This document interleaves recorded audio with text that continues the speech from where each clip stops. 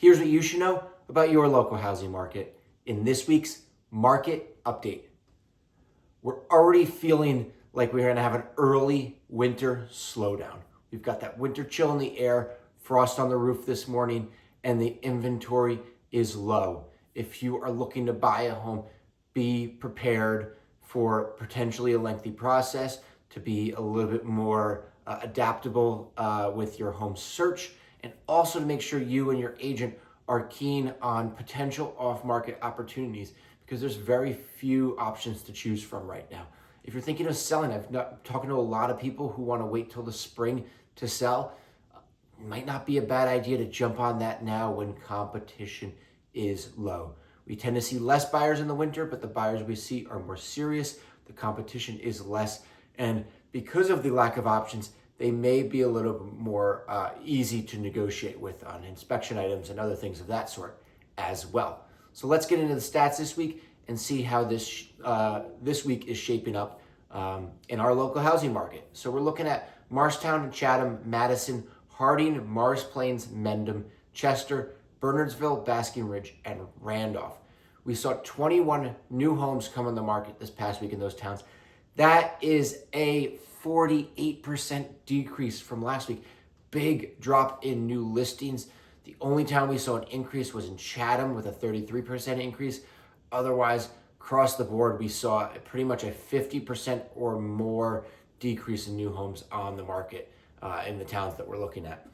Out of these, we saw 18 single-family houses and only 3 condos or townhouses.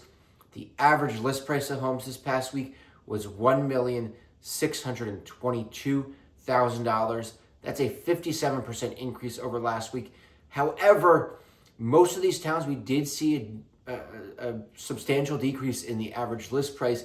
This is propped up by Harding, that had one house come on the market for $7,488,000. So that boosted that average list price up substantially. Total inventory is down 2% from last week. We currently have 203 homes actively on the market in these towns. Extremely low. We had 40. The town with the most number of homes on the market is Morristown and Morris Township with 45 homes actively on the market. We saw 4 towns with an increase in their inventory. That would be Morristown, Chatham, Morris Plains, and Basking Ridge. The rest of the towns saw a decrease, and most of them a drastic decrease in their inventory this past week. Homes sold. We saw 26 homes sell this past week. That is a 41% decrease over the prior week. The average list price of homes sold this past week was $1,858,000. The average sale price was $1,782,000. However, when we looked at the average sale to list ratio, on average, homes were selling 4.2% above list price. Wait a minute, how could that be? The average list sale price was lower than the average list price, yet the average sale to list ratio was 4.2% above list price. Yes, because we are looking at the averages of sale to list ratio in each town. So every single town that we looked at, we saw homes sell above the list price, except in Bernardsville.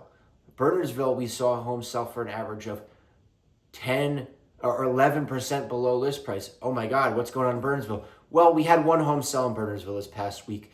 That home was listed at $8,995,000 and sold for $8 million.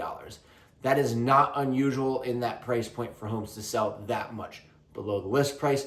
So that skewed our figures somewhat. But I would like to point out that home in Bernardsville that sold for $8 million, that was on 32 acres and it was 25,000 square feet. So there's a lot of talk about the mayoral election in New York this past week, and potentially New Yorkers moving out of the city. So any of my New York people watching, I was in Manhattan 2 weeks ago with our Upper East Side office previewing some of their beautiful properties. And we saw some properties that were priced above this. So obviously, Upper East Side Manhattan, substantially smaller, substantial maintenance fees. Some of them had some outdoor space. but not quite, what we're looking at here. So if you're considering making that move out of the city and you're in that price bracket, you might want to take a look at what you can get for what your home is currently worth in the city. But let's get back to the stats and what is the more typical that we're looking at. Like I said, the other towns all sold above list price, ranging anywhere from 0.9% above list price in Basking Ridge all the way up to 20.2% above list price in Madison. And that Madison's not an outlier. We saw 4.1% above list price, 13% above list price, 2.6% above list price. So with that low inventory, we have homes selling above list price because even though buyer demand might not be what it was a few years ago, the inventory is still far lower than the demand. Average days on market, we saw 52 as the average days on market this past week. Once again, that big sale in Bernardsville skewed things because that was 120 days on the market. So we're really not seeing much of a difference in average days on market. Like we said, that was a 79% increase. But in Bernardsville alone, that increase was 186%. So that outlier, changed a lot of our stats this week.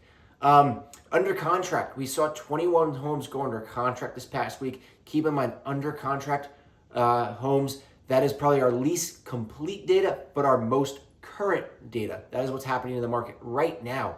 So 21 homes went under contract this past week. That is a 32% decrease over the prior week. Average list price of homes that went under contract was $1,034,000. The highest average list price of homes under contract was in Bernardsville with $2,688,000. And then we saw median days on market for under contract homes at 27 days, which is only a 1% decrease over the prior week. So once again, we mentioned it last week. We're going to mention it again now. We're getting into that seasonal shift. How that is going to affect the market overall, yet to be determined. We saw interest rates dip this past week. That might factor into things. And then the much talked about mayoral election in New York City. There's a lot of talk about people fleeing. The big question is, will that actually happen with people fleeing the city? And if they do, are they coming here? Are they coming to New Jersey? Are they going to other New York City suburbs? Or are they flying right over us to Miami, to Tennessee, to other low tax, warm climate states that might seem more appealing for somebody moving out of the city because of what they're fleeing, which is mostly high. A lot of that is the scare of high taxes. But on top of that, if a lot of them thinking, hey, if I'm going to make the move, maybe I prefer an urban environment. The suburbs is not a great alternative option. Or maybe if I'm going to make the jump, I'm going to consider other factors as well. So let's keep an eye on those various factors and how they're going to shape up with our market stats in the coming weeks. So thanks so much for checking in with me. I hope you have a great weekend, and I'll catch you guys again next week.